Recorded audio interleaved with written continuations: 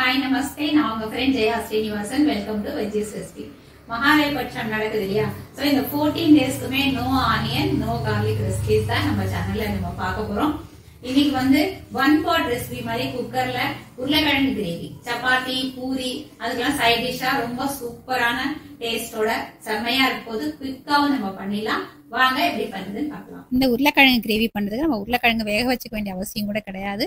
ஒரு சைடு குக்கர்ல நம்ம எல்லாத்தையும் போட்டு மூடி வச்சிட்டோம், விசில் வரதுக்குள்ள நம்ம இந்த சைடு சப்பாத்தி பண்ணி முடிச்சிடலாம். அவ்வளோ ஃபாஸ்டா வந்து நமக்கு இந்த கிரேவி ரெடி ஆயிடும். ஒரு குக்கர்ல 2 டேபிள் ஸ்பூன் ஆயில் ஆட் பண்ணிக்கலாம். ஆயில் சூடானது 1 டீஸ்பூன் ஜீரகம், 1/4 டீஸ்பூன் பெருங்காயம் ஆட் பண்ணி நல்லா மிக்ஸ் பண்ணிக்கலாம். ஜீரகமும் பெருங்காயமும் நல்லா பொரியட்டும். அதுக்கப்புறம் 2 பச்சை மிளகாயை 2ஆ கட் பண்ணி போட்டு அதையும் நல்லா மிக்ஸ் பண்ணிடலாம். மீடியம் சைஸ் தக்காளி ஒரு 4 தக்காளி எடுத்துட்டு இருக்கேன். இதை வாஷ் பண்ணிட்டு பெரிய பெரிய பீஸா கட் பண்ணி குக்கர்ல ஆட் பண்ணிக்கலாம். நல்லா மிக்ஸ் பண்ணிடுவோம். ஸ்டவ் ஃப்ளேமை வந்து லோலியே வச்சுக்கலாம். 1/4 டீஸ்பூன் மஞ்சத்தூள், உப்பு தேவையான அளவுக்கு, இஞ்சி துருவினது 1 டீஸ்பூன் அளவுக்கு ஆட் பண்ணிக்கலாம். இதை எல்லாத்தையும் நல்லா மிக்ஸ் பண்ணிடுவோம். தக்காளி ஒரு 50% நல்லா வதங்கியாச்சு. இப்போ காஷ்மீரி சில்லி பவுடர் ஒரு 1/2 டீஸ்பூன் ஆட் பண்ணிக்கலாம். இது வந்து நல்ல கலர் கொடுக்கும் நமக்கு உருளைக்கிழங்கு கிரேவிக்கு. பாதி டீஸ்பூன் வந்து நார்மல் காரம் ஆட் பண்ணிக்கலாம். இது வந்து காரத்துக்காக. மல்லித்தூள் 2 டீஸ்பூன் ஆட் பண்ணிக்கலாம். ஜீரகத்தூள் ஒரு 1/4 டீஸ்பூன். எல்லாத்தையும் நல்லா மிக்ஸ் பண்ணிடுவோம். காரம் வந்து கூட குறைச்சி உங்களுக்கு உங்கள் டேஸ்ட்டுக்கு தகுந்த மாதிரி நீங்கள் ஆட் பண்ணிக்கலாம். ஒரு 1/4 கிலோ உருளைக்கிழங்கு தோல் சீவிட்டு இந்த மாதிரி பெரிய பீஸாக கட் பண்ணி தண்ணியில் போட்டு வச்சுருக்கேன். இது வேக வைக்காத உருளைக்கிழங்கு தான். கட் பண்ணி வச்சுருக்கிற உருளைக்கிழங்கை குக்கரில் ஆட் பண்ணிக்கலாம். உருளைக்கிழங்கு வந்து மாதிரி பெரிய பெரிய பீசஸாக தான் நம்ம கட் பண்ணிக்கணும். பொடிய பீசஸாக போட்டோம்னா ரொம்ப குழஞ்சி போய் பேஸ்ட் மாதிரி ஆகிடும் நமக்கு கிரேவி.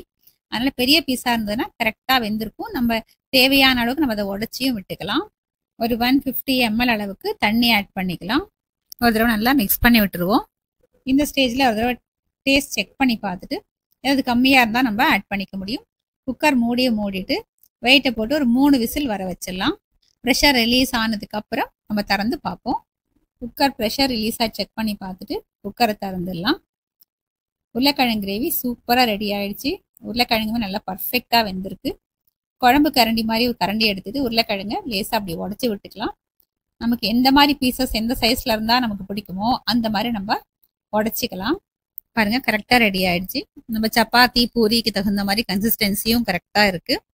இந்த ஸ்டேஜில் கசூரி மேத்தி, அதாவது வெந்தயக்கீரை ட்ரைடு ஃபார்மில் இருக்கிறது 1 ஸ்பூன் எடுத்துட்டு கையால் அப்படி நல்லா தேய்ச்சி போட்டோன்னா நல்லா வாசனையாக இருக்கும். கொத்தமல்லி நல்லா வாஷ் பண்ணிட்டு பொடியாக கட் பண்ணி ஒரு கைப்பிடி அளவு ஆட் பண்ணிட்டு இதையும் நம்ம நல்லா மிக்ஸ் பண்ணிக்கலாம். ஒரு மூடியை போட்டு 2 நிமிஷத்துக்கு மூடி வச்சிடலாம். ஸ்டவ் எதுவும் ஆன் பண்ண வேண்டாம். நல்ல மைல்டான ஃப்ளேவர்ஸோட குக்கர்லேயே ரொம்ப ஈஸியாக நம்மளோட உருளைக்கிழங்கு கிரேவி ரெடி ஆயிடுச்சு. பூரி சப்பாத்தியோட தொட்டு சாப்பிட்றதுக்கு ரொம்ப சூப்பராக இருக்கும். கண்டிப்பாக ட்ரை பண்ணி பாருங்க. எப்படி ரெசிபி ஈஸியா இருக்குதா? ட்ரை பண்ணி பார்த்துட்டு எப்படி வந்ததுன்னு கமெண்ட்ல சொல்லுங்க. சேனல் சப்ஸ்கிரைப் பண்ணிக்கோங்க, எனக்கு மோட்டிவேஷனா இருக்கும். லைக் பண்ணுங்க, ஃப்ரெண்ட்ஸ் அண்ட் ஃபேமிலியோட ஷேர் பண்ணுங்க, பெல் ஐகானை கிளிக் பண்ணுங்க.